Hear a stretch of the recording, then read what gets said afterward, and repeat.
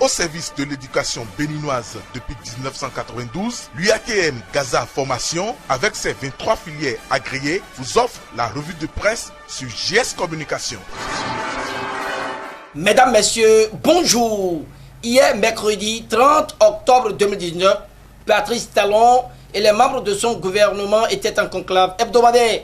Au cours de cette séance, il a été retenu, selon la Nation, que près de 11 000 enseignants seront recrutés afin de combler le déficit et d'améliorer la qualité de l'enseignement à la maternelle et au primaire. Au cours de ce même conseil des ministres, des têtes sont tombées. En effet, Laurent Tossou, DG de la SBEE, cède sa place à Jacques Paradis, qui prend désormais la direction de cette société. Bruno Kani, DG du Conseil national des charges du Bénin, s'en va au profit de Madame Alimatou Badarou, jetant un regard sur les réformes et nominations à la Société d'énergie électrique. Matin Libre découvre les abonnés SBEE désormais au paradis. Le même journal confie en manchette que la Direction générale des impôts enclenche le processus de certification de la norme ISO, alors que le Béninois libéré titre qu'il y a révision de la Constitution ce jour sans l'éternel goût de voir le président en exercice s'éterniser au pouvoir, puis livre que le Bénin réussit un exploit, même s'il faudra 5 voix contre pour donner une bonne saveur à cette révision de la loi fondamentale. Matin Libre revient sur l'expression « Nul ne peut faire plus de 2 mandats dans sa vie » et trouve que c'est la Constitution qui coince Yahi. Pendant ce temps, Dynamise Info rapporte que c'est ce jeudi 31 octobre 2019 que l'Assemblée nationale entame en procédure d'urgence l'examen de la proposition de loi sur la révision de la Constitution. Le journal de Parfait Boko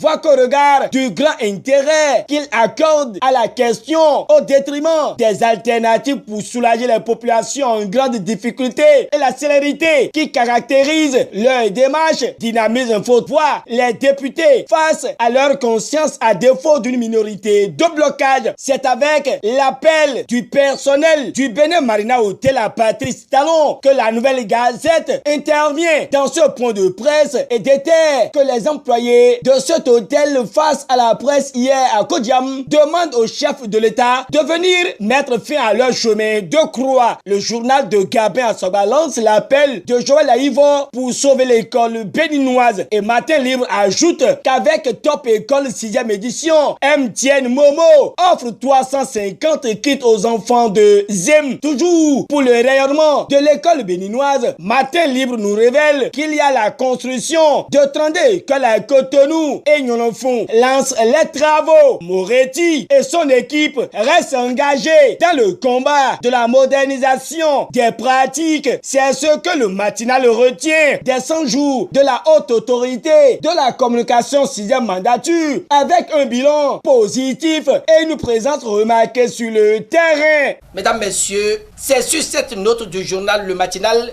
que se referme cette revue de presse que je vous remercie d'avoir suivi. Merci et bonne fête de tous les saints à tous et à chacun. Au revoir.